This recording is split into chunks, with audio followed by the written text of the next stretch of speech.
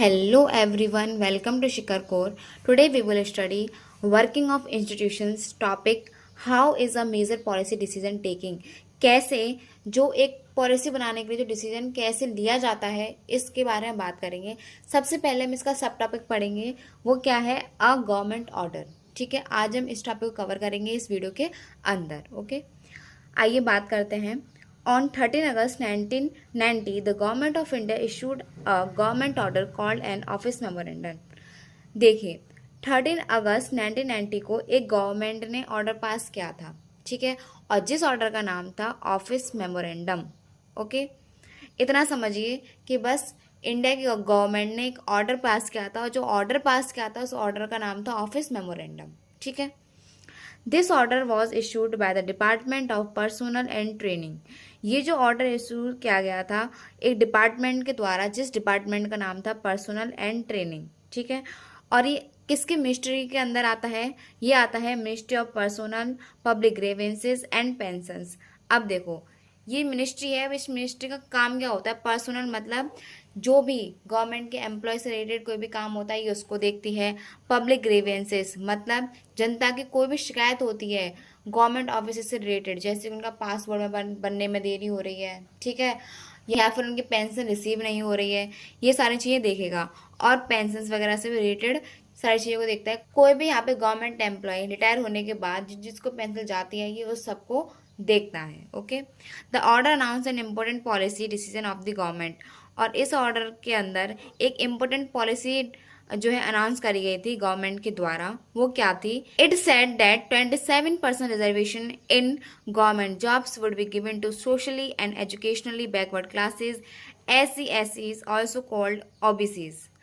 अब देखो, इसके अंदर क्या बोला गया था कि 27% रिजर्वेशन गवर्नमेंट जॉब्स में उन क्लासेस को दिया जाएगा जो कि socially and educationally backward classes हैं और जिसको हम दूसरे नाम से जानते हैं OBCs के नाम से। Okay, this reservation was for civil post and services under the government of India.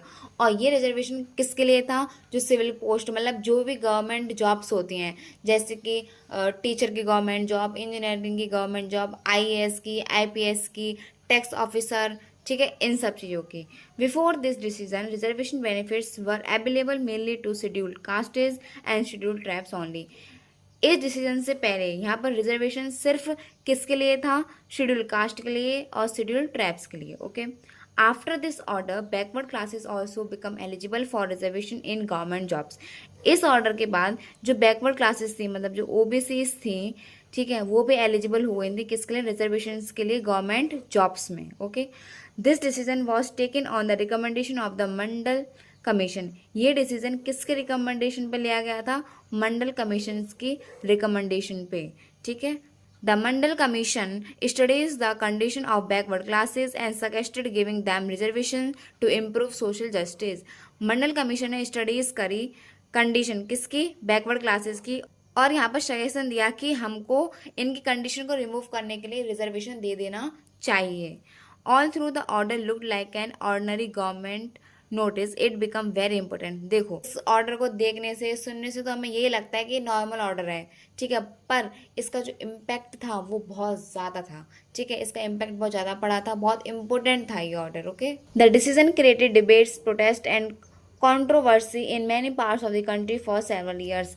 अब इस डिसीजन की वजह से बहुत सारे डिबेट्स हुई थी, प्रोटेस्ट हुए थे, ठीक है, विरोध भी क्या था। देखो, दो तरह के लोग होते हैं, बहुत सारे लोग सपोर्ट भी करते हैं और बहुत सारे लोग यहाँ पे अगेंस्ट में भी होते हैं। ओके, कंट्रोवर्सी भी हुई थी, यहाँ पे विवाद भी हुआ था अलग अलग पार्ट्स में देश के।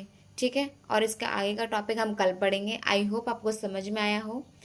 ओके, लाइक करें, सब्सक्राइब करें and thank you so much.